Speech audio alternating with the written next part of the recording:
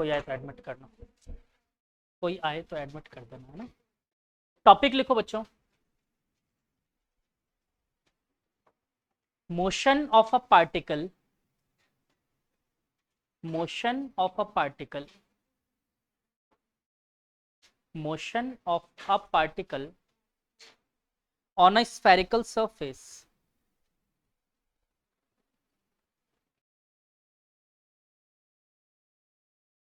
if friction is absent.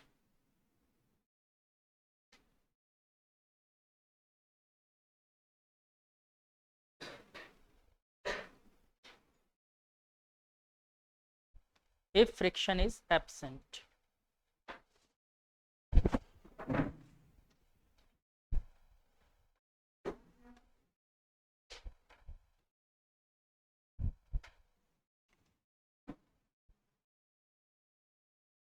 हाँ तो बेटा ये एक स्फेरिकल सरफेस है,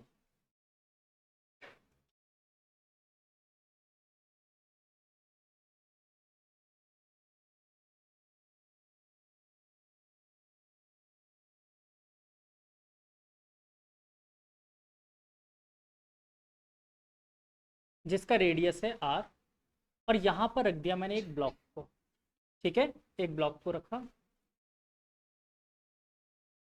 इस पॉइंट का नाम मैं वापस से सी दे रहा हूँ ताकि आपको रिकॉल हो जाए, सर्कल वाला पार्ट है ना। इस पे कोई फ्रिक्शन नहीं है, और इस डायरेक्शन में इसको एक वेलोसिटी दी u, ठीक है, इस डायरेक्शन में एक वेलोसिटी दी u, जिसकी वजह से कहीं पर इस पोजीशन पर पहुंच गया।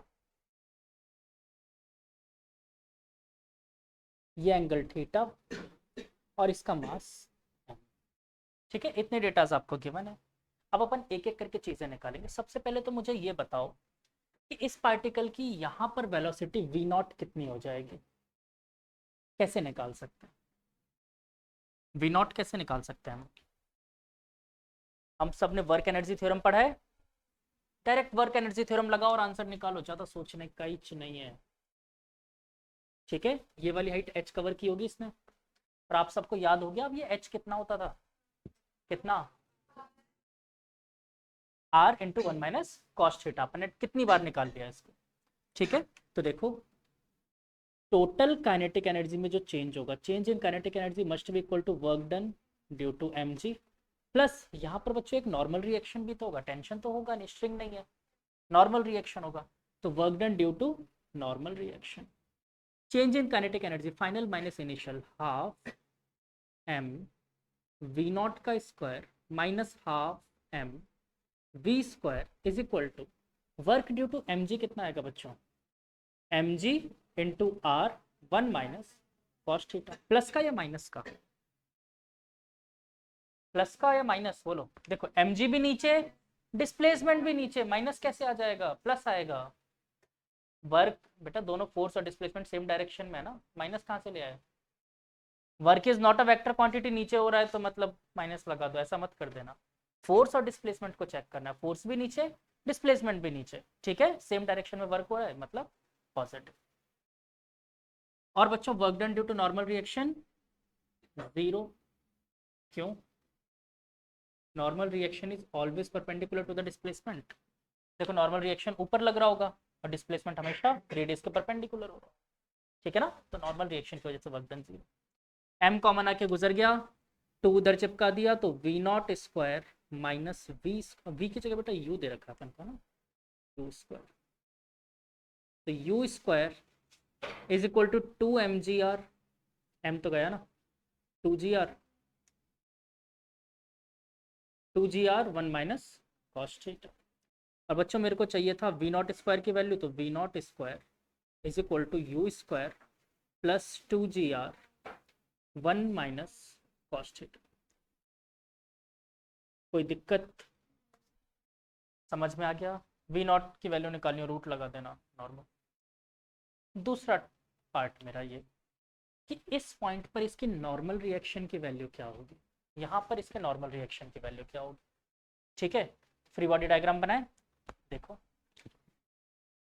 ये ब्लॉक कुछ ऐसा रखा हुआ है, और अगर मैं टेंजेंशियल सरफेस बनाऊँ तो वो कुछ ऐसे ही दिखेगी मुझे, अगर मैं टेंजेंशियल सरफेस बनाऊँ, ठीक है। अगर आपके दिमाग में आ रही कि नहीं सर सर्कुलर बनाओ, तो सर्कुलर कुछ ऐसा दिखेगा, ठीक है। पर मुझे तो ये समझ में आ रहा है कि इस पॉइंट पर कुछ ऐसे ही रखा हुआ है। ये हटा देता हूँ। नॉर्मल रिएक्शन इधर की तरफ, mg ग्राउंड की तरफ, और ये अपने रेडियस की डायरेक्शन है। ठीक है। और आपने ध्यान से देखा बच्चों, रेडियस ये एंगल थीटा बना रहा है, तो ये एंगल भी कितना होगा, थीटा। mg के दो कंपोनेंट टूटेंगे, एक तो इस तरफ, एक इस तरफ। ठीक है। तो बेटा mg का इधर वाला कंपोनेंट क्या होगा, mg साइन थीटा, और इधर वाला कंपोनेंट mg cos थीटा। तो net force towards the centre is known as centripetal force. तो देखो n minus mg cos theta is equal to m v not square by r। v not क्यों, क्योंकि इस point पर इसकी velocity क्या थी, v नॉट। हाँ, क्या mg माइनस क्या बोल रहे थे आप बेटा, अगर ऐसे समझ नहीं आ रहा कोई बात नहीं, मैंने दूसरा तरीका भी सिखाया। फिर उस केस में क्या किया करो, हमेशा अज्यूम करना कि m v square by r बाहर लग रहा है, हमेशा ये अज्यूम करना। सेंट्रीफ्यूगल फोर्स का कंसेप्ट कहते हैं इसे। तो उस केस में क्या करोगे, नीचे की तरफ वाले फोर्स को आप माइनस लगाना चाहते हो लगा लो, minus m g cos theta. ऊपर वाला फोर्स नॉर्मल रिएक्शन प्लस, और plus m v square by r equal to zero लिखोगे फिर। ठीक है। देख लो क्या आएगा, यही आ रहा है। ये कहाँ आ रहा है, एक मिनट, एक सेकेंड। हाँ यही आ रहा है। नहीं, एक मिनट रुक जाओ, एक सेकंड। बाहर लगने वाला फोर्स सर्किल के अपोजिट, मैंने वहाँ पर कुछ गड़बड़ कर दी क्या, मैंने गलती करी बेटा, वहाँ पर बाहर की तरफ लगा दिया फोर्स मैंने, सॉरी माय मिस्टेक। ये प्लस रहेगा, ये माइनस रहेगा, मैंने गलती से लगा दिया। मुझे नेट फोर्स सेंटर की तरफ चाहिए था ना। एन माइनस का रहेगा और m g cos theta plus का रहेगा। ठीक है। तो एम जी कॉस थीटा को उधर भेज देते हैं, m v square by r को इधर ले आते हैं, या तो ये कर लो। ठीक है। या फिर इसको उधर भेज देते हैं, तो m g cos theta minus m v not square by r is equal to normal reaction. मुझे तो नॉर्मल रिएक्शन की वैल्यू चाहिए था ना। ठीक है। चाहो तो यहाँ पर भी कर सकते हैं, सेम आएगा, एक ही बात है। अब अपना फाइनल पॉइंट, मुझे एन निकालना था, वी नॉट स्क्वायर की वैल्यू रख दें यहाँ पर। देखो m g cos theta minus m by r, और क्या था, two g r, sorry u square plus two g r one minus cos theta is equal to normal reaction. इसको अपन ने और फर्दर सॉल्व किया, तो मेरे पास आया बच्चों m g cos theta minus m u square by r minus क्या हो गया, two m g one minus cos theta, r से आर कट गया, इक्वल टू नॉर्मल रिएक्शन। फिर देखो मैं नॉर्मल रिएक्शन इधर लिख देता हूँ, और m g cos theta minus m u square by r minus two m g, मैंने इसको मल्टीप्लाई कर दिया अंदर, और प्लस का two m g cos theta हो जाएगा। और बच्चों इसको और सॉल्व किया अपन ने, तो क्या आ गया, three m g cos theta, तो three m g cos theta minus two m g minus m u square bye.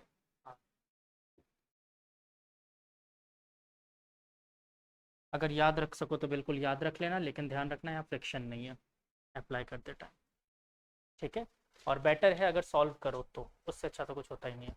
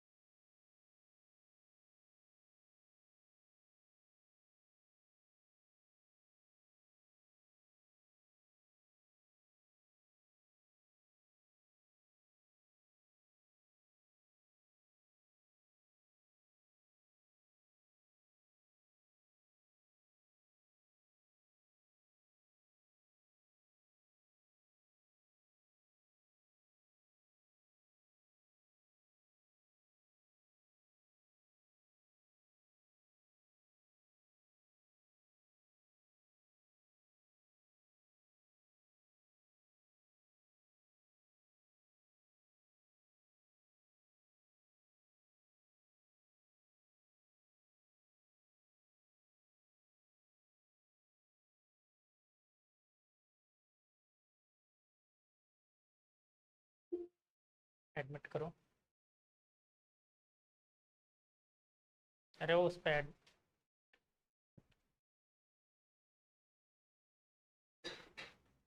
अब नहीं बेटा, इतनी लेट कैसे हो गए?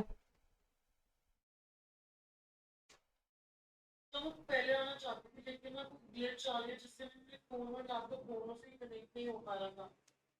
चलो, मैंने ये टॉपिक कवर कर दिया है। अब इसको आप थोड़ा सा अगर हो सके तो रिकॉर्डिंग में देख लेना, है ना? नोट डाउन कर लो अभी से।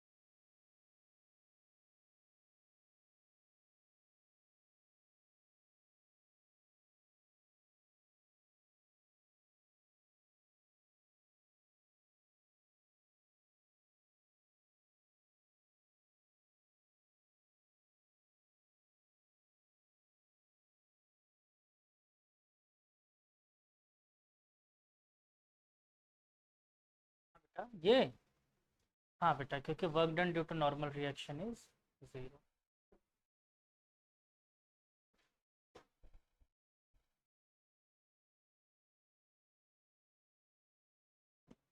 अभी तक यहीं पहुंचे हो क्या?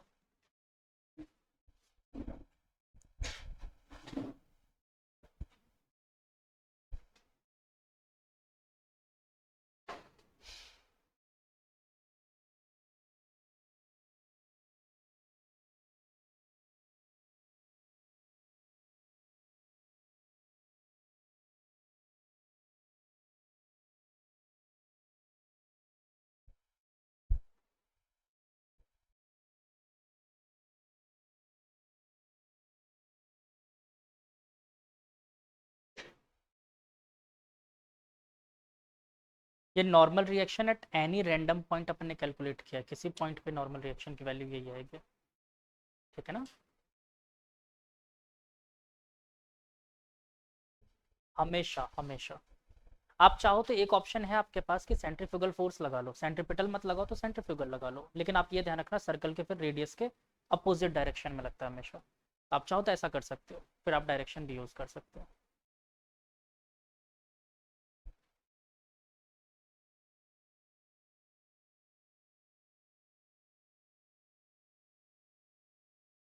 दोनों बात एक ही है, सेंट्रीपिटल सेंट्रीफ्यूगल दोनों में से एट अ टाइम एक ही लगाओगे। Centrifugal force is a pseudo force, centripetal force is a available force.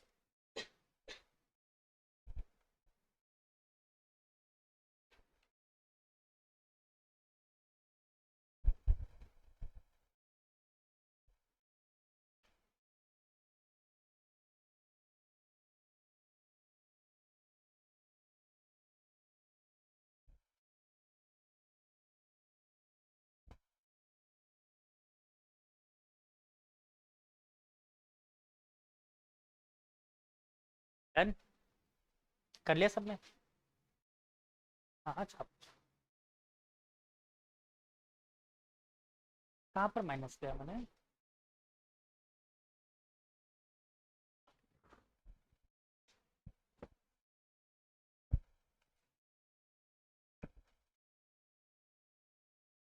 मान लिया बेटा एक बॉडी है, इस पे यहाँ पर फोर्स लग रहा है एम जी साइन थीटा, इधर लग रहा है एक फ्रिक्शन फोर्स, इधर लग रहा है एक नॉर्मल रिएक्शन, और लगा देते हैं कुछ एक फोर्स, इधर लग रहा है एक स्प्रिंग फोर्स, ठीक है? और ये सिस्टम इक्विलिब्रियम में है।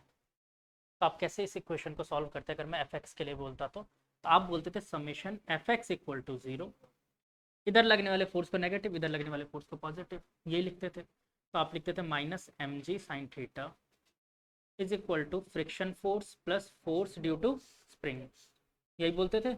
सॉरी, इक्वल टू नहीं, plus force due to spring equal to 0।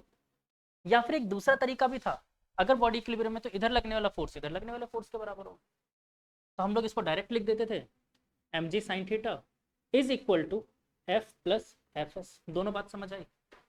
अब मैंने यहाँ पर भी एक रिदम आपको सिखाया, या तो आप सेंट्रीपिटल फोर्स लगाओ जो हमेशा से पढ़ते आ रहे हो अभी तक, net force toward the centre, या फिर सेंट्रीफ्यूगल फोर्स लगाओ, लेकिन आप उसमें हमेशा एक चीज याद रखना, वो हमेशा रेडियस के अपोजिट डायरेक्शन में इस तरफ लगेगा, ठीक है, इस तरफ लगेगा।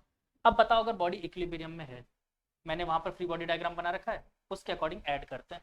देखो इधर की तरफ लग रहा है mg cos थीटा, तो मैंने लिखा mg cos theta is equal to वाला सिस्टम भी समझाया भी यहाँ पर, इक्वल टू इधर की तरफ कितना फोर्स लग रहा है, एक तो लग रहा है normal reaction plus opposite direction में m v square by r भी लगेगा, m v not square by r. आप चाहो तो ये लिखो, आपकी इच्छा नहीं नीचे लगने वाला फोर्स माइनस लेना है ले लो, फिर इस रिदम में लिखना minus m g cos theta plus normal reaction plus m v square by r equal to 0, दोनों से आएगी सेम बात, तो आपकी इच्छा जैसे अप्लाई करो, ठीक है। और वरना तीसरा तरीका जो मैंने सिखाया था, net force toward the centre, मतलब सेंटर की तरफ टोटल फोर्स निकाल लो। देखो m g cos theta minus normal reaction is equal to m v square by r, ये भी तो एक तरीका था, आप चाहे जैसे अप्लाई करो, 3 मेथड सिखाया मैंने। बोलो क्लियर हो गया, डन, चलो आगे बढ़ते हैं, टॉपिक खत्म नहीं हुआ अभी। लिख लिया ना सबने, अक्षता हो गया।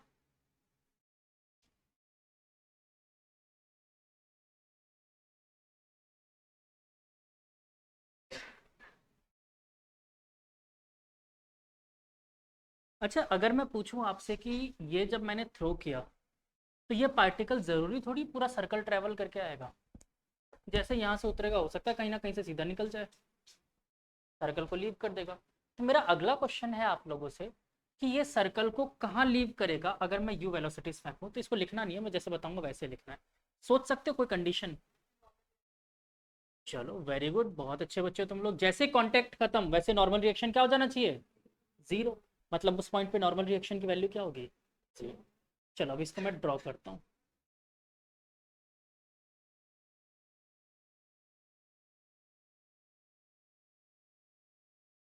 मान लेते हैं बेटा यहाँ पर कहीं पर इस पार्टिकल ने सर्कल को लीव कर दिया, और मैं वी एल वेलोसिटी बोल देता हूँ, लिविंग वेलोसिटी, इस पॉइंट पर इसकी लिविंग वेलोसिटी, वही मास एम जी, और ये टोटल एंगल को मैंने इस बार नाम दिया है अल्फा, ठीक है। तो अल्फा पे इसने लीव कर दिया, जो मेरे पास पुराने रिलेशंस थे मैं उनको एज इट इज लिख देता हूँ, n is equal to 3mg cos theta minus 2mg minus m u square by r, एक ये था और दूसरा रिलेशन मेरे पास ये था, इन दोनों के बेसिस पे अपना पूरा काम हो जाएगा, जरूरत नहीं है किसी और चीज की।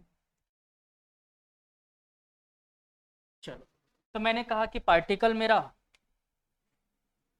अल्फा एंगल पे, अल्फा एंगल पे नॉर्मल रिएक्शन क्या हो जाता है इसका 0, तो आपसे मैं दो चीजें पूछ सकता हूँ, वी एल की वैल्यू क्या होगी, ठीक है, या तो वी एल निकालो, या फिर आपसे पूछ सकते हैं, सॉरी वी एल नहीं यू की वैल्यू पूछेंगे, किस यू से फेंका जाए, वी एल नहीं यू पूछा जाएगा आपसे, किस यू से फेंका जाए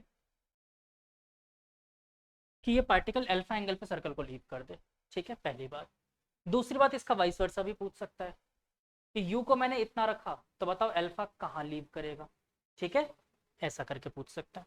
तो चलो अपने पास ये इक्वेशन है, एज इट इज उठा के वहां चिपका दो और कुछ नहीं करना, नॉर्मल रिएक्शन क्या हो जाना चाहिए, 0, तो 0 is equal to 3mg cos alpha, theta नहीं है ना अल्फा, अल्फा तक पहुंच गया, माइनस 2mg और minus m u square by r, देखो m कॉमन आके सब में से कट गए और मेरे पास बचेगा बच्चों ये सब इधर लेके आ गया, तो u square by r minus sorry plus का 2g is equal to 3g cos alpha, और मैं मान लो अल्फा की वैल्यू निकालना चाहता हूँ तो इसको डिवाइड कर देते हैं, u square by 3rg plus 2/3 equal to cos alpha. पहला तरीका ये हो गया, कॉस अल्फा निकाल लिया, सिंपल सा काम, बहुत आसान काम है, ठीक है। चलो याद नहीं करना इसलिए मैंने ब्रैकेट नहीं किया है, जब भी आएगा सॉल्व करना है। सेम चीज, अब देखो यहाँ पर मैं अगर आपसे पूछूं, अब इसी में क्वेश्चन बनाते जाऊंगा मेरा, नए नए क्वेश्चन। पहला क्वेश्चन, मैं u की क्या मिनिमम वेलोसिटी दूं, क्या मिनिमम u की वेलोसिटी दूं कि पार्टिकल एग्जैक्टली यहीं पे सर्कल लीव कर दे। सर्कल पे मतलब इस पे रखा हुआ था ना, मैंने इस तरफ से वेलोसिटी दे रहा था ऐसे, तो ये एग्जैक्टली सर्कल के पाथ पे ही ना चले, सीधा निकल जाए, सर्कल को तुरंत लीव कर दे। तो मिनिमम वेलोसिटी क्या दी जाए कि सर्कल को यहीं पे लीव कर दे, पहला क्वेश्चन। देखो अब मतलब मैंने आपको क्या दिया है, इसको लिखना चाहोगे लैंग्वेज में या ऐसे ही लिखना है? लिखो लैंग्वेज में लिखो, पहले इतना लिखो, फिर इसके बाद यू मिनिमम मतलब ये पॉइंट जहां पर मैं क्वेश्चन की फॉर्म में आपको बना के बताऊंगा, पूछूंगा।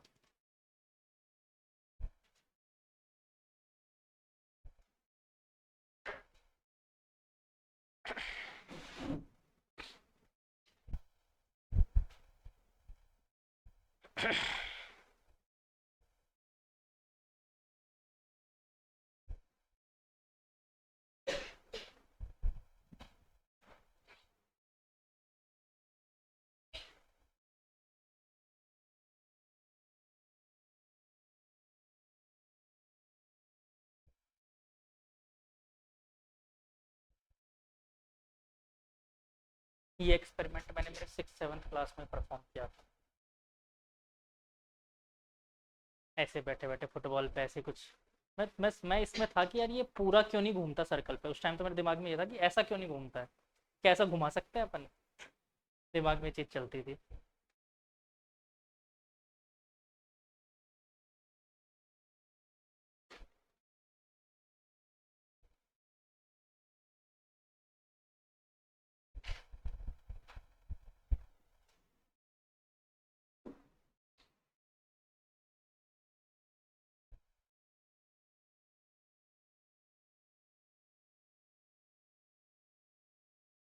लिख लिया? अब ये अपन एक क्वेश्चन की फॉर्म में लिख रहे हैं, what is the minimum initial velocity required, what is the minimum initial velocity is required that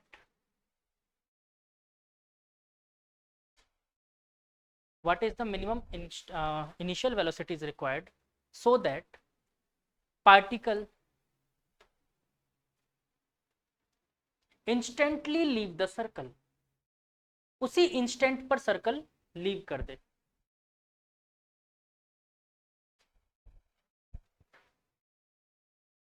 मतलब देखो मैंने आपसे क्या कहा है, मैंने बोला कि पार्टिकल यहीं पर सर्कल लीव कर दे, इसी जगह पर। तो बेटा अगर इसी जगह पर सर्कल लीव करेगा तो आप देखो पहली चीज, यानी अल्फा की जगह क्या आ जाएगा, 0 डिग्री, यहीं पे छोड़ रहा है ना, एग्जैक्टली यहीं पर, ठीक है, अल्फा की जगह 0 डिग्री।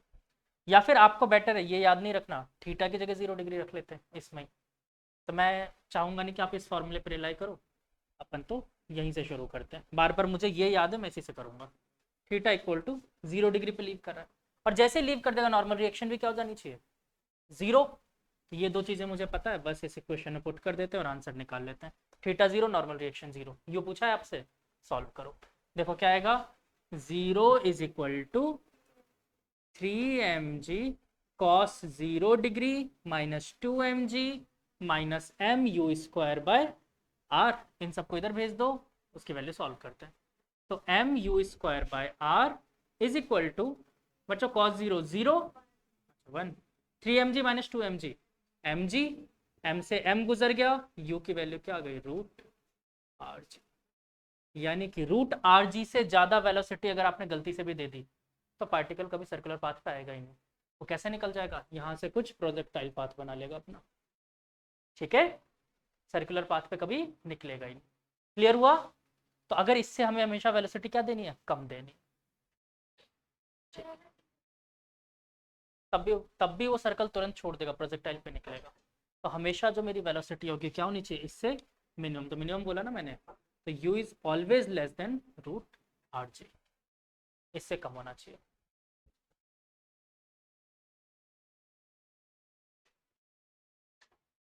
ये टॉपिक्स आपको जो मैं बता रहा हूँ ना, ये स्पेशल केसेस, अगर ये केसेस याद होंगे तो आपके क्वेश्चन यूं हो जाएंगे एग्जाम में। आप डायरेक्ट इन कंडीशंस पे चेक कर सकते हो, क्या वेलोसिटी मुझे रूट आर जी से ज़्यादा दे रखी है, अरे प्रोजेक्टाइल पे जाएगा तुरंत, रूट आर जी से कम दे रखी है, सर्कुलर पाथ कवर करेगा, कितना कवर करेगा, फॉर्मूले में अल्फा की वैल्यू निकालनी थी, यू की वैल्यू रखी, आंसर। हाँ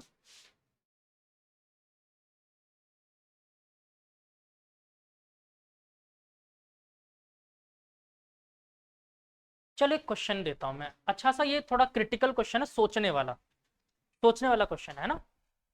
लिखो question, what is the minimum velocity. हाँ इसमें ही केसेस ही करवा रहा हूं मैं, इनको नाम दे रहा हूँ इस क्वेश्चन का, ठीक है। What is the minimum velocity so that particle leave the circle at 60 degree.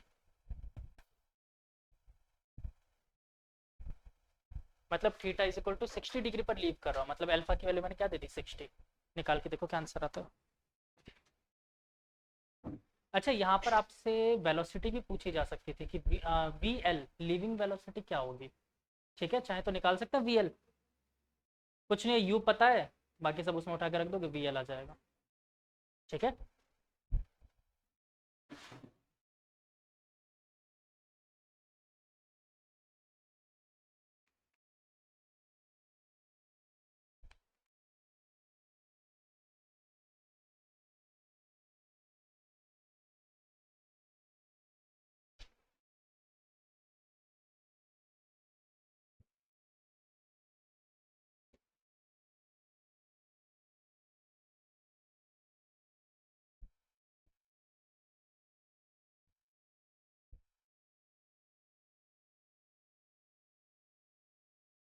देखते हैं कितने बच्चों का answer root g r by two आ रहा है।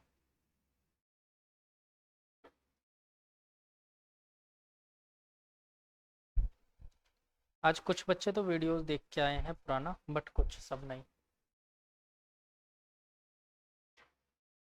सबने नहीं देखा है।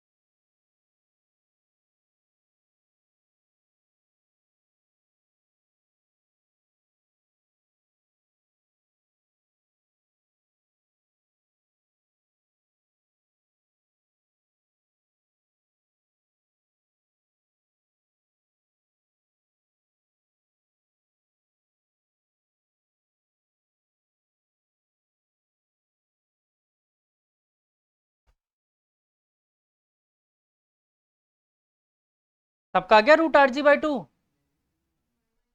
माइनस का आ रहा है, मतलब कैसे, रूट के अंदर है माइनस है या बाहर है। माइनस रूट के अंदर आया बाहर आया, अंदर आ रहा है, सबके रूट के अंदर माइनस आ रहा है, मतलब ये कहीं एग्जिस्ट ही नहीं करता। 60 डिग्री पर सर्कल कभी छोड़ ही नहीं सकता, वो इससे पहले ही छोड़ देगा। आई बात समझ में, क्लियर हुई है बात कि वो 60 डिग्री तक तो कभी पहुंचेगा ही नहीं। आपका आंसर माइनस का root r g by two आ रहा होगा, यानी कि वो पार्टिकल यहाँ तक 60 तक पहुंचा ही नहीं, वो कहीं यहीं पे छोड़ के निकल चुका है, ठीक है। आपने उसको बोला नॉर्मल रिएक्शन जीरो, इसने कहा हाँ बिल्कुल नॉर्मल रिएक्शन जीरो था, आपने फॉर्मूले में वैल्यू भी रख दी। आपने पूछा इनिशियल वेलोसिटी क्या देनी चाहिए इसके लिए, तो इसने बोला माइनस की दो फिर तो कभी हो ही नहीं सकता। माइनस का मतलब तो सॉरी, ये तो कॉम्प्लेक्स नंबर में आ रहा है, मतलब ये तो कभी पॉसिबल ही नहीं है। रूट के अंदर माइनस आ गया ना, मतलब दैट इज नॉट पॉसिबल, ठीक है। तो यानी कि ये तो आपका कहीं ना कहीं गड़बड़ा रहा है। फिर इसका मतलब क्या करना चाहिए, कहाँ से छोड़ेगा पार्टिकल को, 60 डिग्री से नहीं, मतलब ये था कि यहाँ से लीव किया था मैंने एक वेलोसिटी देकर, यू वेलोसिटी से, और मैंने बोला कि बताओ मिनिमम क्या वेलोसिटी दूं कि वो 60 डिग्री पर सर्कल को लीव कर दे। पर आपका आंसर, अच्छा मैं सॉल्व करके दिखाऊं, सबका आ रहा है ना माइनस का रूट आर जी, पक्का बता ही देता हूँ, मेरे को उम्मीद थी। तो मैंने कहा थीटा इज इक्वल टू कितना लेना है 60 डिग्री, ये लिया आपने थीटा इक्वल टू 60 डिग्री, यहाँ पर भी देखो ढंग से 60 लिखा हुआ है, वैल्यूज रखी 3mg बाई टू, कॉस 60 क्या होता है 1/2, तो 3mg by two minus 2mg, और बेटा इसको इधर चिपका दिया तो m u square by are.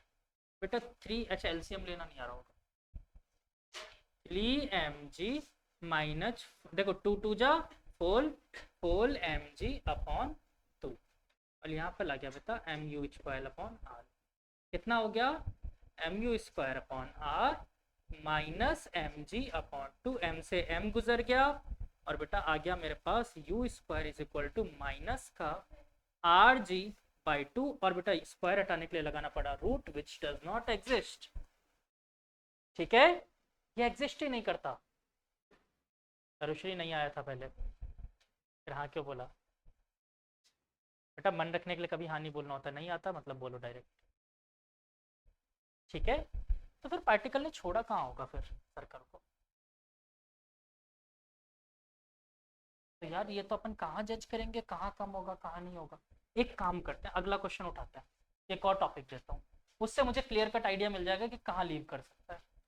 सबसे कम वेलोसिटी से फेंकते हैं, सबसे कम क्या होगा? Almost zero, tends to be zero, हल्का सा इसको ऐसे फूक मार के छोड़ दिया अपने, ऐसा भाग जाएगा वो। ठीक है, तो मतलब टेंड्स टू बी जीरो से। तो अब लिखो अगला, ये लिखना है पहले, छापना है।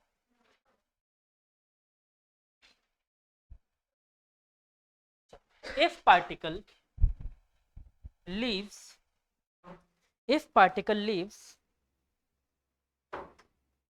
the circle, या स्फीयर बोलना चाहिए था, द सर्कल, वैसे आता तो स्फीयर ही है, ठीक है, बट अपन जज तो एक ही साइड कर रहे थे, सर्कल भी बोल सकते हो।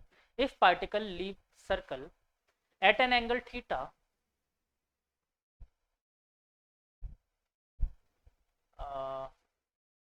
its initial velocity u equal to 0, equal to लिखना अच्छी बात नहीं, टेंड्स टू भी 0 लिखो, ज्यादा अच्छा होता है। टेंड्स टू भी 0 मतलब होगा तो इक्वल ही, लेकिन बोलने के लिए एक बात हो जाएगी ना कि 0 पे तो फिर तो वहीं पड़ा रहता हो। हल्की सी वेलोसिटी बट इतनी कम है, 0.00001 सेकंड, 1 मीटर पर सेकंड, इसका कोई मतलब ही नहीं था। इतनी कम वेलोसिटी थी, अपने ऐसा हल्का सा फूक मारा था, ठीक है, इतनी कम वेलोसिटी। तो इस वेलोसिटी से अगर पार्टिकल ने चलना शुरू किया तो वो सर्कल को किस थीटा पे लीव करेगा? Then what is the value of theta? ये क्वेश्चन आप लोग हो सकता है पूरा ना कर पाओ, चलो ट्राई करो, इसमें टेबल की जरूरत पड़ती है, करो जितना कर सकते हो उतना ट्राई करो। तो मतलब सिंपल सी बात है, अगर u इक्वल टू 0 से फेंका होता तो थीटा क्या होता? कुछ नहीं बोला मैंने आपको, यहीं पे बोला u इक्वल टू 0 रखो, अल्फा निकालो, कितना आएगा? 2/3। ठीक है, ठीक है, आप लोग चाहो तो कर लो, हाँ करो करो।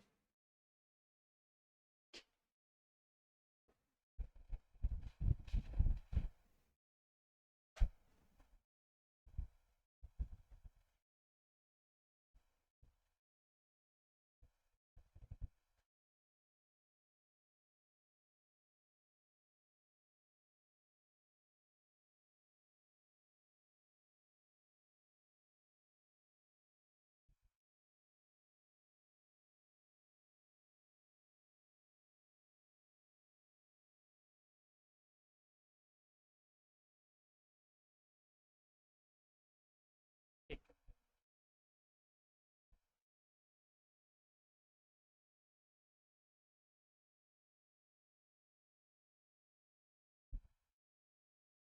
चलो मैं सॉल्व करूं। अब जरा बच्चों ध्यान से देखना इस टॉपिक को, है ना, ये वाला जो मैं लास्ट करवा रहा हूँ आपको, बड़े ध्यान से समझना, प्रैक्टिकली सोचने की कोशिश करना, आंसर तो आ जाएगा, आंसर कोई बड़ी बात नहीं है। मैंने पूछा अल्फा इज इक्वल टू क्या हो जब u इज इक्वल टू दिया है मैंने 0 और सर्कल लीव कर दे, मतलब उस पॉइंट पर n भी क्या होगा? 0। देखो n की इक्वेशन यही थी, मैंने इसमें n इक्वल टू 0 तो रख दिया, u की वैल्यू भी 0 रख देते हैं, इस टर्म को उठाकर इधर लेके आए तो 0 का स्क्वायर, u की जगह क्या होगा? 0 का स्क्वायर, m सब में से कॉमन आके कट गया, यही बचेगा, 2g भी इधर आ गया। ठीक है, अब बच्चों देखो मेरे पास क्या बचा, 2g is equal to 3g cos alpha, g alpha, g से g भी गुजर गया, 2/3 इक्वल टू कॉस अल्फा। अब देखो ये वैल्यू आपको नहीं पता कि अल्फा के कौन सी वैल्यू पे होता है, ठीक है, ये मुझे पता है तो आपको कोई पता करने की जरूरत भी नहीं है। तो ये एक्चुअली में होता है alpha is equal to 48.7 degree पर। ठीक है, तो ये मैंने आपको जानबूझ के बताया 48.7 डिग्री, मतलब अगर मैं सबसे कम वेलोसिटी 0 पे फेंकूं, सबसे कम वेलोसिटी 0 पे फेंकूं तो भी वो 48.7 डिग्री पर सर्कल छोड़ देगा। तो 60 डिग्री तक तो पहुंचने का सवाल ही नहीं था। यानी मैक्सिमम टू मैक्सिमम सबसे कम वेलोसिटी से फेंका मैंने, तो भी 48.7 डिग्री पर ही उसने सर्कल को लीव कर दिया। तो यानी हमेशा जो लीव करेगा वो एंगल इससे तो कम ही होगा। तो देखो अब इसको मैं थोड़ा सा वैसे बना देता हूँ। देखो यू की मैक्सिमम वेलोसिटी आप क्या रख सकते हो सर्कुलर मोशन के लिए, √rg, इससे तो कम ही रखनी है। और ज़्यादा से ज़्यादा मतलब स्टार्टिंग कहाँ से करोगे, 0 से ही करोगे, इससे तो ना तो कम रख सकते हो, तो इससे कम रखोगे तो उल्टी आ जाएगी। ठीक है, माइनस में ले आए तो उल्टा चला जाएगा, और प्लस में दे दिया तो फिर ये सर्कल ही लीव कर देगा अगर इससे ज़्यादा दे दिया तो। मतलब हमेशा इसके बिटवीन में रहेगा। ये बात क्लियर है। और एंगल कितने पे लीव कर सकता है, तो मिनिमम लीव कर सकता है 48.7 डिग्री पर, अगर 0 वेलोसिटी छोड़ा होता तो। ठीक है, और मैक्सिमम कहाँ पर लीव कर सकता है, टॉप पे कर दे 0 डिग्री पर। मतलब अरे यार मैंने उल्टा लिख दिया, सिंबल से उल्टे बना देता ना, ये लो। ठीक है, तो 0 से थीटा हमेशा ज़्यादा होगा अगर √rg से वेलोसिटी कम है, तो 0 से ज़्यादा होगा और 48.7 से कम होगा, चाहे आप किसी वेलोसिटी से फेंको। यानी कि कभी भी आपका आंसर अगर इसमें थीटा पूछा जाए तो वो आंसर कभी 48.7 से ज़्यादा नहीं आ जाए, वरना आप खुद समझ लेना कहीं गलती कर दी आप। हाँ, अब आप हैंड रेज कर रहे थे, बोलो।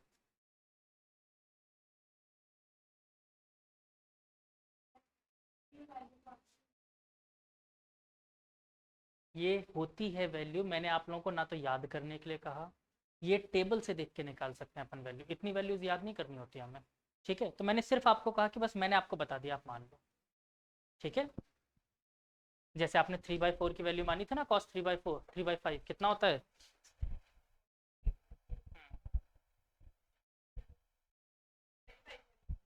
35 डिग्री। Very good. कभी बताया था 35 डिग्री मैंने आज तक?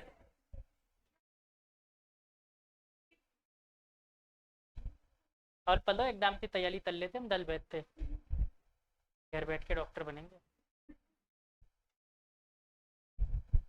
कहाँ cos 4/3, cos 4/5, मतलब cos इनवर्स 4/5 कौन से थीटा पे होता है, पूछ ही रहा हूँ।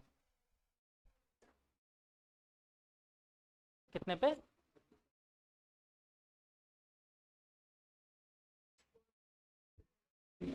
3/5 37 पे होता है। यही सब सुनने के लिए तो पढ़ा रहा हूँ मैं।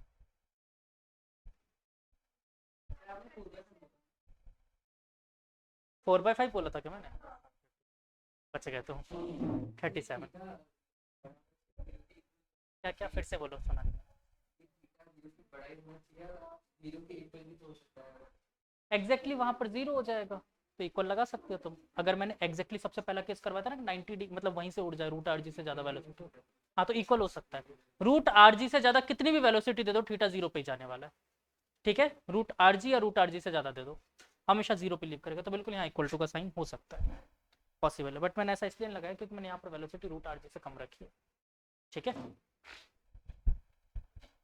डन, ये टॉपिक क्लियर, समझ में आया फिजिकल इसका मतलब क्या है।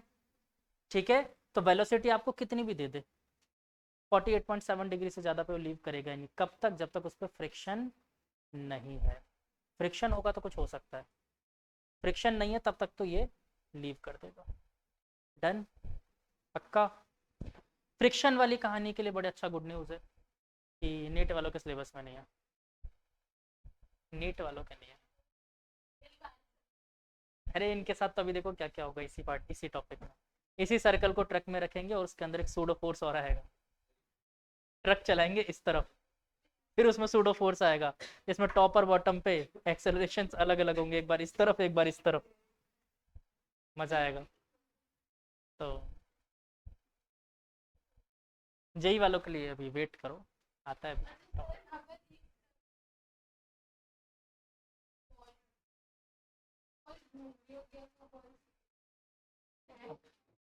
अब तो यही बच गया था पूछना, यही पूछना बच गया था। मैंने ट्रक में नींबू लटका के पूरा केस बताया था, किस एंगल पे वो सस्पेंडेड रहेगा ये तक बताया था मैंने। एनएलएम में क्वेश्चन नहीं करवाया था सूडो फोर्स में, एक ट्रक इधर की तरफ जा रही है ए एक्सेलरेशन से, उसमें एक नींबू लटकी हुई है, तो एक फिक्स एंगल पे आके रिजिड हो जाती है, वो एंगल क्या निकला था, निकाला था थीटा की वैल्यू हम लोगों ने tan इनवर्स कॉपी पलट के देखो, एनएलएम में करवाया मैंने। ठीक है, घूमते नहीं रह जाएगी बेटा। घूमने के लिए फिर एक सिचुएशन है, अगर उसको प्रॉपर घुमाना है ना, तो एक्सेलरेशन इतनी ज़्यादा रखो कि उसकी नीचे बॉटम पे वेलोसिटी √5 GR से ज़्यादा हो जाए। और √5 GR से ज़्यादा हो गया तब वो सर्कुलर पाथ शुरू कर देगा, वहाँ पर जाके हो सकता है ये।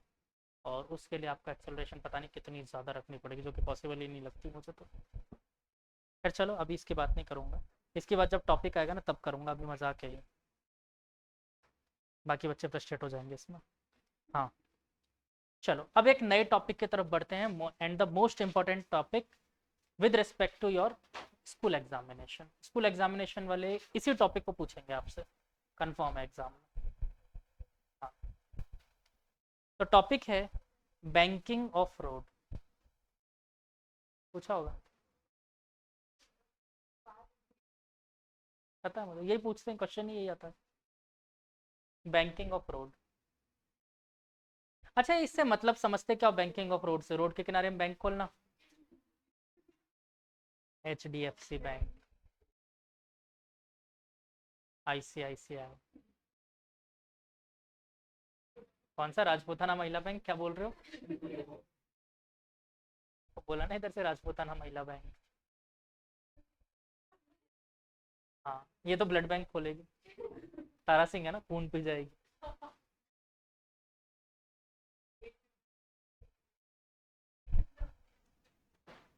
हाँ, तो बताओ बैंकिंग ऑफ रोड का क्या मतलब है और इसका एक्चुअली में सेंस क्या है?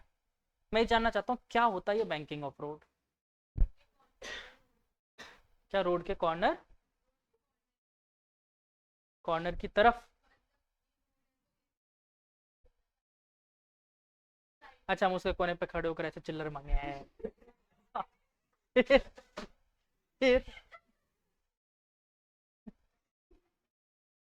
हाँ, क्या थीटा इंक्रीज हो जाता है? हाँ हाँ हाँ, बताओ बताओ, डरना नहीं है, जो भी है बताओ। अरे तो गलती तो होगा, अभी तक तुमने पढ़ा कहाँ है, बताऊंगा तो मैं ही। टर्न लेना इजी हो जाए, ठीक है चलो मान लिया, और कुछ? थीटा इंक्रीज हो जाए, थीटा कैसे इंक्रीज हो जाए, किसका थीटा इंक्रीज करें? ट्रक में लटका हुए नींबू का? फिर किसका थीटा इंक्रीज करें? देखो ये एक एक्चुअली में बेहतरीन इंजीनियरिंग थी, जो बैंकिंग ऑफ रोड पढ़ते हो ना, ये एक इंजीनियरिंग थी और बहुत अच्छा काम किया गया। अब देखो, आपने एप्लीकेशन तो पढ़ लिया फ्रिक्शन, आपने एप्लीकेशन पढ़ लिया सर्कुलर मोशन कैसे होता है, लेकिन अब उसकी इंजीनियरिंग का एग्जाम्पल देखो, ये है इंजीनियरिंग जो आज पढ़ने वाले। तो लिखो टॉपिक बैंकिंग ऑफ रोड। मैं इसमें पूरा इवोल्यूशन बताऊंगा, इसको कैसे बना, ये कैसे कैसे हम लोग इसमें आगे बढ़ते गए, कैसे अच्छी सड़कें बननी शुरू हुई, ठीक है, वो चीज़ सीखेंगे। तो लिखो बैंकिंग ऑफ रोड, ठीक है। तो पहले तो बैंकिंग ऑफ रोड तब हम लोग यूज़ करते हैं जब कोई सड़क हाईवे प्रोजेक्ट निकला हो, ठीक है, और उस हाईवे प्रोजेक्ट के बीच में कहीं पे मंत्री जी का बंगला आ जाए, ठीक है, तो फिर क्या करेंगे? बंगले को तोड़ेंगे? पागल हो, रोड को घुमा देंगे। चाहे जितने एक्सीडेंट होने, चाहे जितने एक्सीडेंट होने हो जाए, मंत्री जी का बंगला नहीं टूटना चाहिए। हाँ यही होता है। हाँ, तो आप मंत्री थोड़ी हो।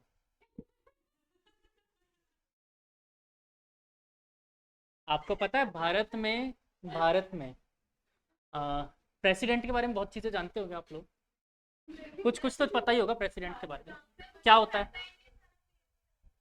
नहीं वो ठीक है, पावर, पावर सारी पीएम के पास है। अच्छा शांत है, शांत, पावर सारी पीएम के पास है, लेकिन राष्ट्रपति संवैधानिक मालिक राष्ट्र का, देश का संवैधानिक मालिक राष्ट्रपति होता है।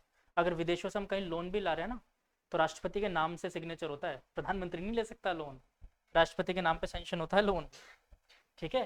तो राष्ट्रपति एक्चुअली में ओनर राष्ट्रपति ही है, बस उसके पास संविधान ने पावर नहीं दी, पावर सारा काम करने का मंत्री के पास है, प्रधानमंत्री के पास। खैर चलो, राष्ट्रपति से जब हम रिटायर्ड होते हैं तो हमें एक बंगला दिया जाता है, अपने मनपसंद एरिया में, मनपसंद स्टेट में एक बंगलो दिया जाएगा। मतलब कल की डेट में राष्ट्रपति जी बोले मुझे गरिमा के घर के साइड के जितने भी घर हैं सब हटा दो, यहाँ पर बंगला चाहिए, तो शायद मजबूरी हो सकती है हटाना पड़े, शायद मजबूरी हो सकती है, वैसे ऐसा कभी करते नहीं है, क्योंकि भारत में जितने प्रेसिडेंट होते हैं डिसेंट होते हैं। इसके बाद उन्हें प्रेसिडेंट पोस्ट से हटने के बाद सारी सुविधाएं दी जाती है। जैसे प्रेसिडेंट के बारे में कभी बताया होगा मैंने, कहीं ट्रैवल करते हैं तो फिर क्या चलता है, ट्रैवलिंग नहीं बताया। लास्ट में अगर टाइम मिलेगा तो बताऊंगा कि अगर वो एक बोलेंगे कि मुझे ट्रेन से जाना है, सिक्योरिटी तो पता ही होगी उनकी कितनी सारी होती है। पूरी ट्रेन खाली नहीं, नई ट्रेन लाई जाती है उनके लिए। हाँ, और उस ट्रेन में पूरे आगे पीछे तो पुलिस और सिक्योरिटी गार्ड जो रहेंगे, स्टेशन पर पूरी पुलिस रहेगी। आप उनके लेवल ऑफ सिक्योरिटी देखो, सबसे पहले पुलिस चलेगी 3 किलोमीटर आगे से। पुलिस, बेटा राष्ट्रपति हैं, वो देश को संबोधित कर रहे हैं पूरी दुनिया में, तो इसलिए उस पोस्ट को सिक्योरिटी दी जाती है, राष्ट्रपति को नहीं। उस पोस्ट को सिक्योरिटी दी जाती है, उस आदमी को नहीं दी जा रही। तो 3 किलोमीटर आगे से गाड़ी चलती है पुलिस की। उसके बाद फिर लेवल ऑफ सिक्योरिटी होती है सीआरपीएफ की, सीआरपीएफ के बाद एनएसजी की सिक्योरिटी होती है, एनएसजी के बाद एसपीजी की सिक्योरिटी होती है, पर्सनल बॉडीगार्ड्स होते हैं। ये पूरी सिक्योरिटी के बाद जब स्टेशन पर जाएंगे तो उस स्टेट की पूरी पुलिस अच्छी खासी स्टेशन पे खड़ी होगी उनको लेने के लिए, रिसीव करने के लिए। और उनकी ट्रेन नहीं, सिग्नल नहीं है थोड़ी देर रोक दो, ऐसा कुछ नहीं होता है। जब बोलेंगे तब ट्रेन चलेगी, जहां बोलेंगे वहां ट्रेन चले। रूट चेंज नहीं कर सकते क्योंकि वो सिक्योरिटी प्रोटोकॉल्स होते हैं। और उसके बाद फिर वो ट्रेन जिस स्टेशन पर जाएंगे वो स्टेशन पूरी खाली करवा दी जाती है पहले ही। जहाँ से निकलेंगे वो पूरा खाली करवा दिया, जहाँ जाएंगे वो पूरा खाली करवा दिया। और अगर रास्ते में कोई ट्रेन साइड करवा देते हैं, राष्ट्रपति जी की गाड़ी। क्यों बेटा, बीच में हर 10 किलोमीटर के बाद स्टेशन होते हैं। 10 किलोमीटर 10, पता है ना कि मंत्री जी की गाड़ी अभी 100 किलोमीटर पीछे है, तो मतलब 100 किलोमीटर में से तो उनके लिए 7 स्टेशन पहले खाली करवा दिया जाता है।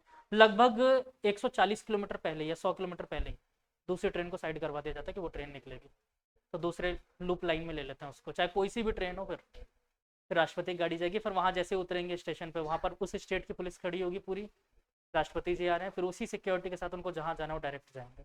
सारे रास्ते खाली करवा दिए जाएंगे, सबको ट्रैफिक रोक दिया जाएगा।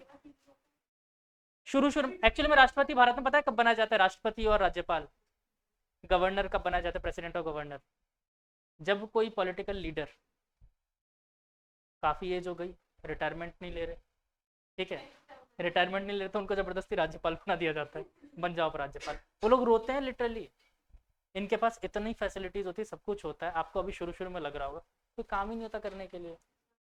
काम क्या है? जो अपने इसमें विधानसभा में, चाहे राज्यपाल है तो विधानसभा में, राष्ट्रपति संसद में जो बिल पास हुआ उस पर साइन कर देना, हो गया काम बस।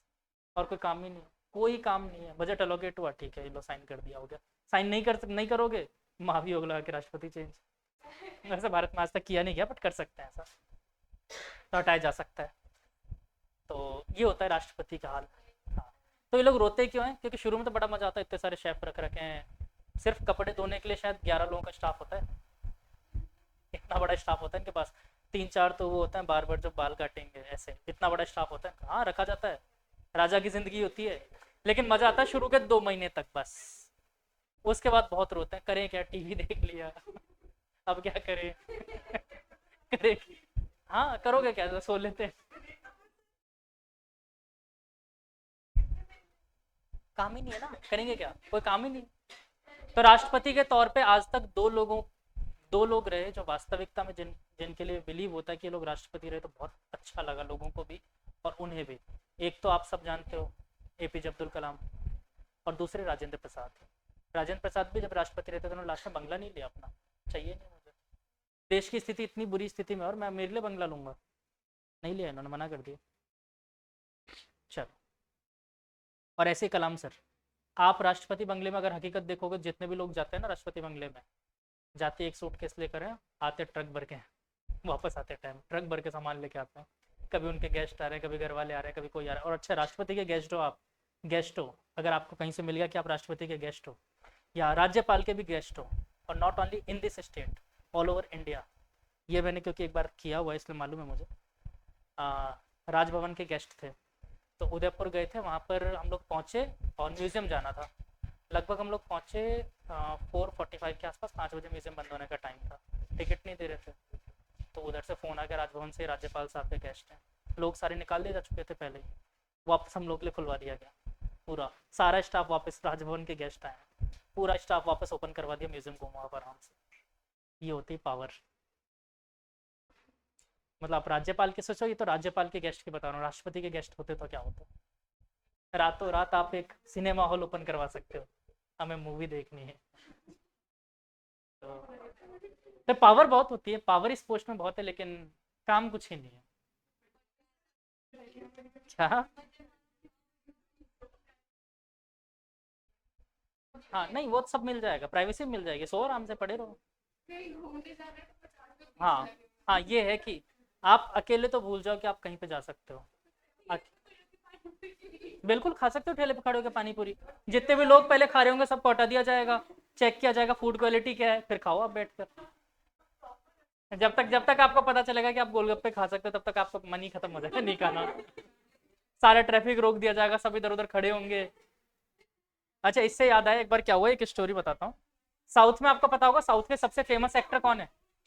साउथ के, हाँ, सबसे फेमस एक्टर जो आज तक रहे हैं साउथ के, रजनीकांत।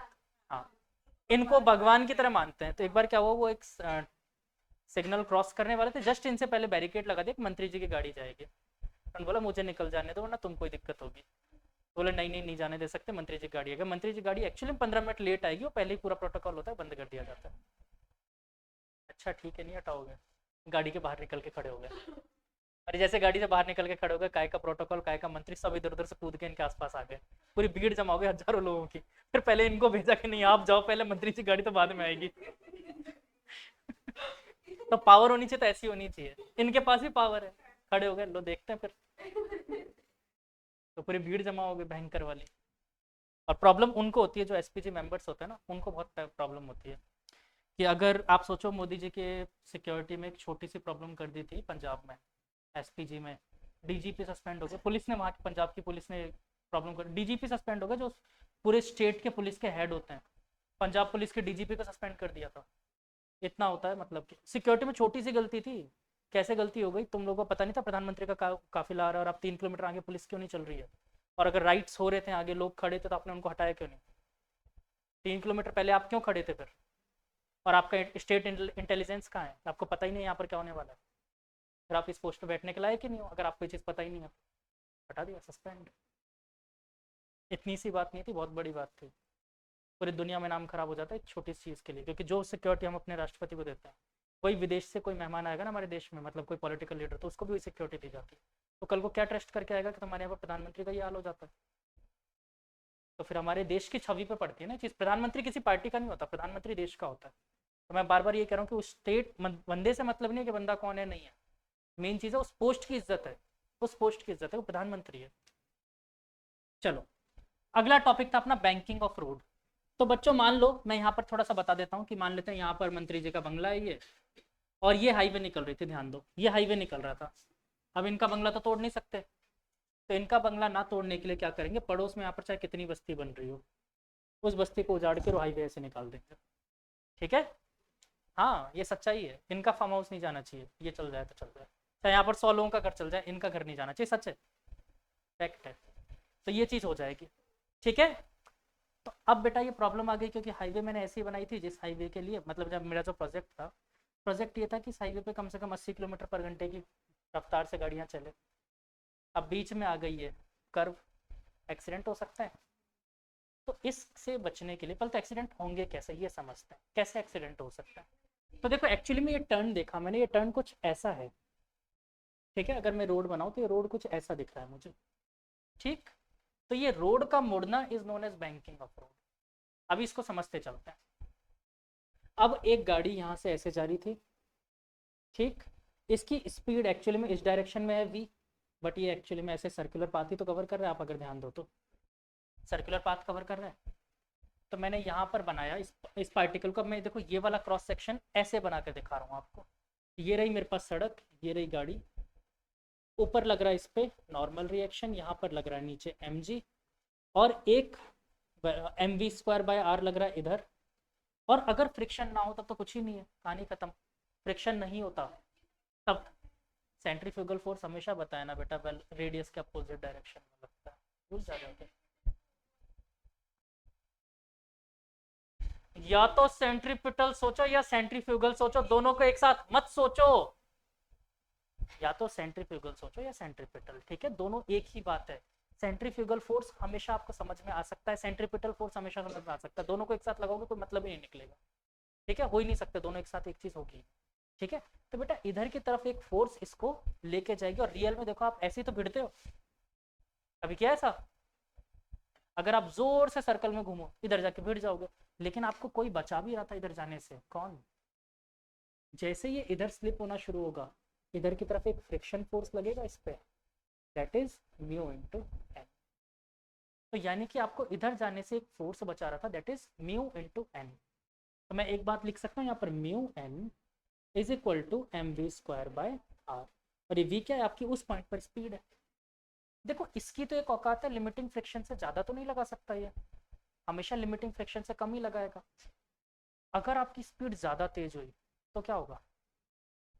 सीधे इधर जाके भिड़ोगे, जोर से एक्सीडेंट होगा, क्योंकि ये तो अपनी एक फिक्स वैल्यू तक ही लगा पाएगा ना, उससे ज़्यादा जैसी वैल्यू बढ़ा दी आपने उधर टकरा जाएगा। आपके पास दो ऑप्शन थे, या तो आप रेडियस को इंक्रीज कर दो। अगर आपने रेडियस इंक्रीज कर दिया तो क्या ये overall m v square by r कम हो जाएगा? M v square by r कम हो जाएगा, मतलब फ्रिक्शन ज्यादा मिल रहा है, कोई टेंशन नहीं, इजी से कहानी है, फ्रिक्शन ज्यादा मिल रहा है। तो आप यही तो प्रैक्टिकली करते भी हो, कभी गाड़ी तेज होती है तो आप ज्यादा कर्व लेते हो, प्रैक्टिकली आप ये फिजिक्स अप्लाई कर रहे हो, लेकिन आपको पता नहीं था रूल क्या था।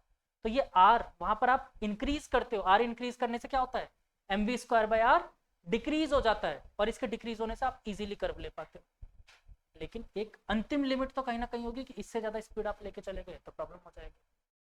तो फिर यार अब समझ में आया कि हमने ये स्पीड तो रखी, सारी सिचुएशन ठीक थी, पर एक प्रॉब्लम फिर से जनरेट हो गई कि अगर कोई ज़्यादा स्पीड से आ गया तो क्या करें?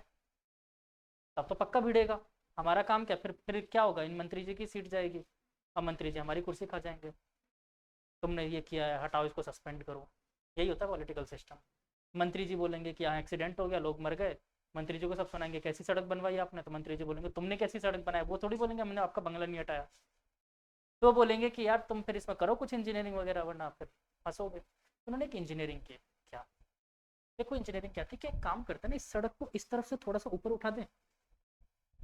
अगर ये सड़क मैंने थोड़ा सा ऊपर उठा दिया तो क्या फर्क पड़ेगा?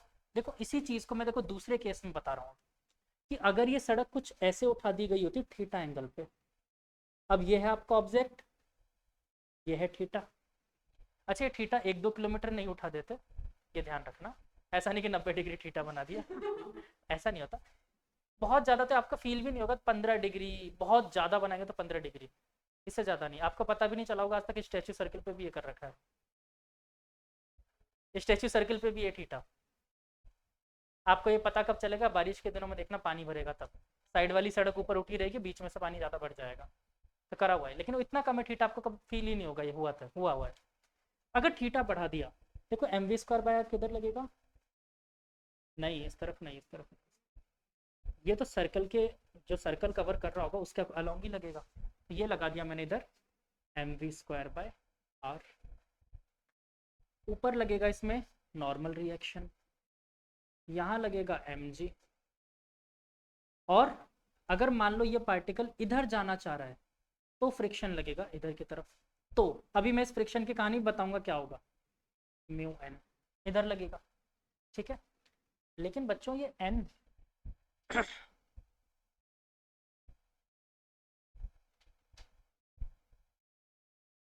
फ्रिक्शन तो इंस्टेंट पे लगेगा ना, एक सेकंड, फ्रिक्शन तो एट इंस्टेंट लगेगा, म्यू एन जिस पॉइंट के अलोंग लग रहा है उस पॉइंट के अलोंग लगेगा ना ये तो। या चलो मैं आपको कैसे समझाऊं इसको बेहतर क्या, आप लोगों को मैं अच्छे वे में बताना चाह रहा हूँ।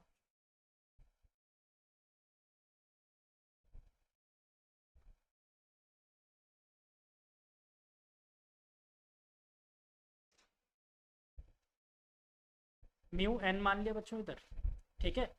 अब नॉर्मल रिएक्शन के कंपोनेंट देखते हैं अपन। ये थोड़ा सा डायग्राम घिचपिच सा बन गया, मजा नहीं आ रहा है इसमें, समझ में नहीं आएगा आपको, वापस से बनाओ डायग्राम अच्छे से। डायग्राम ऐसा हो,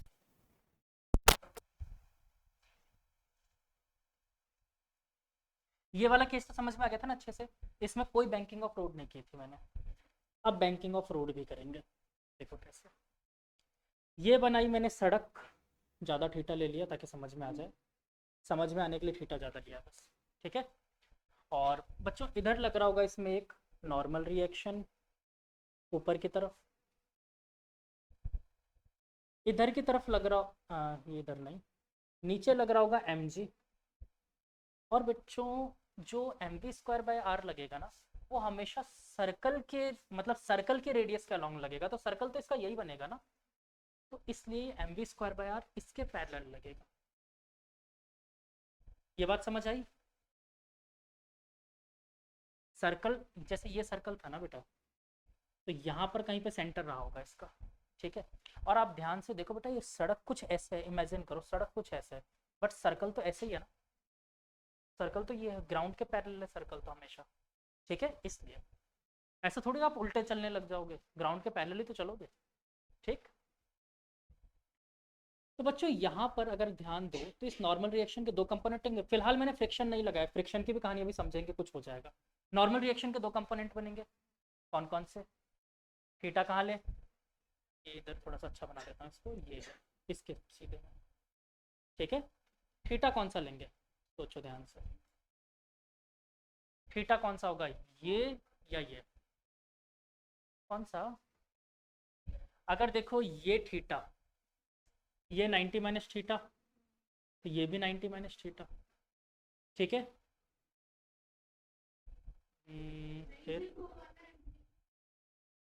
हाँ वैसे ये देखो, अगर मैं देखूँ ये वाला, अगर मैं इधर की तरफ ऐसे करके देखूँ एक बार के लिए, हमेशा बनाते चलते थे, देखो नॉर्मल के रिएक्शन के इस वाले कंपोनेंट के, नॉर्मल रिएक्शन के पैरेलली तो बनेगा इधर का कंपोनेंट, इन दोनों के बीच का एंगल अगर थीटा, तो इन दोनों के बीच का भी क्या थीटा, ऐसे भी कर सकते हो। तो ऊपर की तरफ क्या लगा, एन कॉस थीटा, इधर की तरफ लगा एन साइन थीटा, कोई दिक्कत? तो बेटा इस बार देखो फ्रिक्शन की भी जरूरत नहीं पड़ी मुझे, इस mv²/r को कौन बैलेंस कर रहा था, n sine theta is equal to mv²/r, मतलब नॉर्मल रिएक्शन ने ही बैलेंस कर लिया, फ्रिक्शन की जरूरत ही नहीं है, समझ रहे हो? नॉर्मल रिएक्शन का एक कंपोनेंट ही इसको बैलेंस कर रहा है, और अगर जरूरत पड़ी तो फ्रिक्शन भी तो अवेलेबल है। अगर मैं एक फिक्स वैल्यू पे चल रहा हूँ, फ्रिक्शन अवेलेबल होता तो भी उसकी जरूरत नहीं थी। आपको याद है ना, फ्रिक्शन कब लगता है, जब उसके अलोंग फोर्स लगे। अगर ये दोनों खुद को बैलेंस करें तो फ्रिक्शन लगेगा ही नहीं। बट अब समझो एक चीज कि मान लेते हैं यहाँ पर फ्रिक्शन अवेलेबल होता, और किस डायरेक्शन में लगता ये मुझे देखना है। तो देखो, अगर एन साइन थीटा की वैल्यू ज्यादा होती mv²/r से, तो पार्टिकल किधर की तरफ चलने की कोशिश करता, नीचे की तरफ। नीचे की तरफ चलता तो इधर जुड़ जाता फ्रिक्शन, नहीं जाने दे रहा, ठीक है। और अगर पार्टिकल की वेलोसिटी ज्यादा होती और वो ऊपर जाना चाहता, तो फ्रिक्शन इधर की तरफ जुड़ जाता, ना ऊपर जाने दूंगा।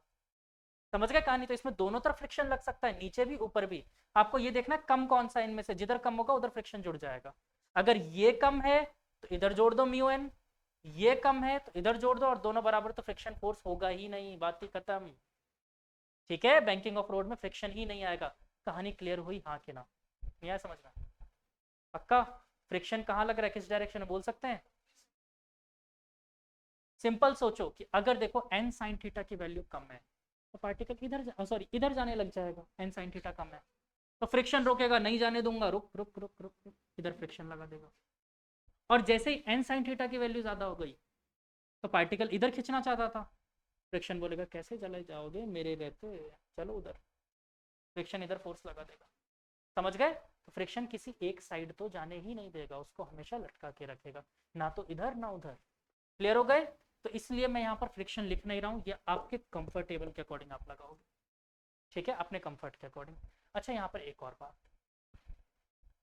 हम लोग यहाँ पर एक चीज लिख सकते हैं, n sine theta is equal to mv²/r। मान लेते फ्रिक्शन फिलहाल नहीं लग रहा है, ऐसी सिचुएशन है।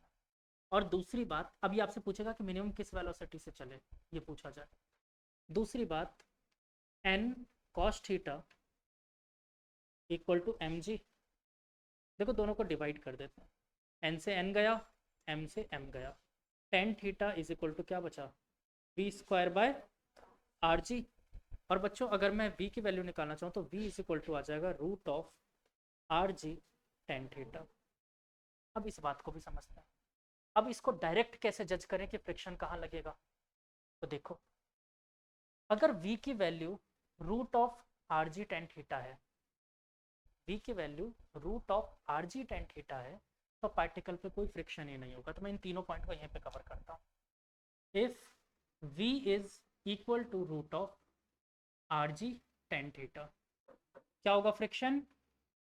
फ्रिक्शन फोर्स इक्वल टू 0, कोई फ्रिक्शन ही नहीं लगेगा। ठीक है, देखो आगे चलने में जो टायर का फ्रिक्शन लग रहा है वो लग रहा होगा, मुझे उससे फर्क नहीं पड़ रहा, वो जो लग रहा है वो लग रहा है, इन दोनों तरफ में कोई फ्रिक्शन नहीं आएगा। ठीक है, इधर स्लाइडिंग। दूसरी बात, अगर v की वैल्यू ज्यादा है rg tan थीटा से, समझ रहे हो, v की वैल्यू ज्यादा है rg tan थीटा से, तो बेटा अगर वेलोसिटी ज्यादा है मतलब ये ज्यादा है, ये ज्यादा है मतलब पार्टिकल को किधर खींचना चाहेगा, इस तरफ, और अगर ये पार्टिकल को इस तरफ खींचना चाह रहा है तो फ्रिक्शन क्या बोलेगा, इससे कैसे चले जाओगे, फ्रिक्शन इस तरफ लगाएगा, तो फ्रिक्शन कहाँ लगेगा इस बार, फ्रिक्शन टुवर्ड्स द सेंटर बोल दूं, सेंटर या फिर एन साइन थीटा।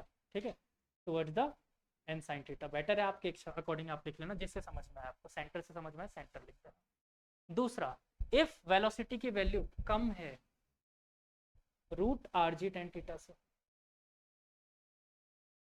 तब क्या होगा, तो देखो आर जी टेन थीटा से कम है मतलब इस बार फ्रिक्शन एम वी स्क्वायर, मतलब m v square by r कम है, किससे, एन साइन थीटा से, मतलब इस बार ये इसको इधर खींचने लग जाएगा, और अगर इधर खींचेगा तो फ्रिक्शन क्या बोलेगा, इससे कैसे चले जाओगे, हम भी लगेंगे, और ये रोक देगा, क्या बोलेगा, ये चौलवे ना है, ये चौलवे ना, हाँ बंगाली में बोलते हैं ये चौलवे ना, मतलब ये नहीं चलेगा, ये गलत है, ये चौलवे ना, friction act away from centre. ठीक है, अवे फ्रॉम, बोलो कहानी समझ आई बैंकिंग ऑफ रोड की। तो आप लोग इसके क्वेश्चन अगर एग्जाम में जज करने हो तो कैसे जज करोगे, फ्रिक्शन कहाँ लगाना है, सिंपल ये चेक करना, उसने जो वेलोसिटी की वैल्यू दी है क्या वो आर जी टेन थीटा से कम है कि ज़्यादा है, उसके अकॉर्डिंग फ्रिक्शन लगाना, अपनी मर्जी से फ्रिक्शन इधर उधर मत लगा देना। ठीक है, तो ये चेक करके फ्रिक्शन की वैल्यू अप्लाई करना। ठीक है, नोट डाउन करो, कहानी क्लियर हो गई, मंत्री जी का बंगला बनाने की जरूरत नहीं है, बाकी सब बना लो, और हम लोग बड़ी खुशी से कह सकते हैं इस चैप्टर के सारे टॉपिक्स खत्म कर दिया, और क्या, टॉपिक सारे कवर हो गए। अब जो क्रिटिकल टॉपिक्स बचे हैं वो नीट वालों को तो वैसे भी नहीं पढ़ना। ठीक है, अब जेई वालों को रुलाएंगे।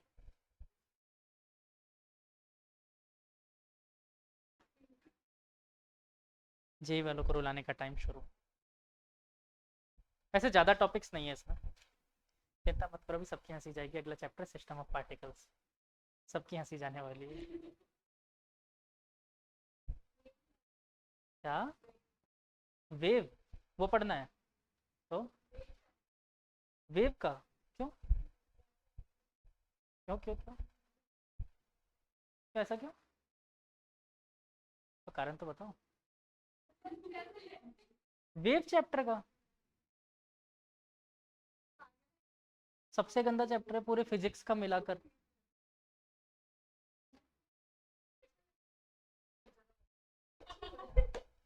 चिंता चिंता मत करो, दिसंबर तक वहां पे पहुंचा दूंगा।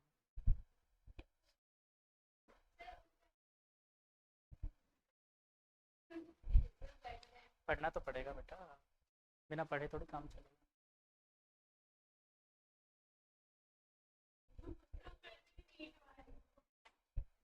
हाँ वैसे इनके तो मजे ही हैं, नीट में तो क्या ही आता है, कुछ नहीं आता बेटा, कॉमेडी होती है नीट के पेपर में, कॉमेडी। अच्छा कितने बच्चों ने घर पे जाके, मैंने बोला था पेपर ट्राई करना, कितने बच्चों ने किया, तब भी नहीं हुआ। अच्छा, अब जिन्होंने ट्राई किया उन लोगों को क्या लगा पेपर में, क्या हुआ, हाँ रिचित क्या हुआ,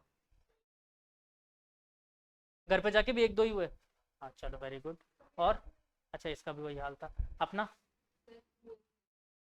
उससे ज्यादा हुए थे, ठीक है, और श्रेया किया ही नहीं ट्राई, एटलीस्ट अपन कुछ अच्छी पोजीशन पे थे अपने पास,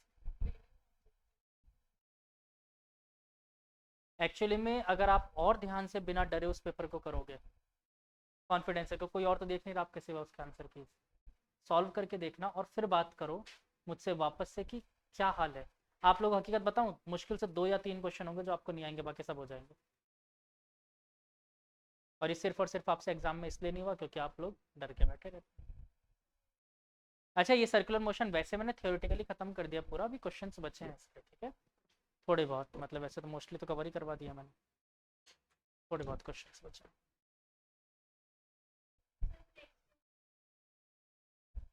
नेक्स्ट टेस्ट में बताओ क्या क्या देना है। रोटेशन, हाँ रोटेशन,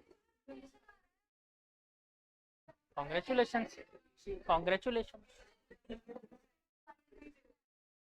सिस्टम ऑफ पार्टिकल्स भी आ रहा है, बिल्कुल।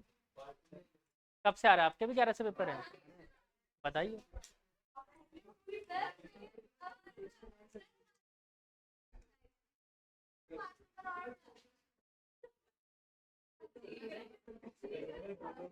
अच्छा सबके स्कूल में एग्जाम्स आ गए, मतलब हाफ ईयरली?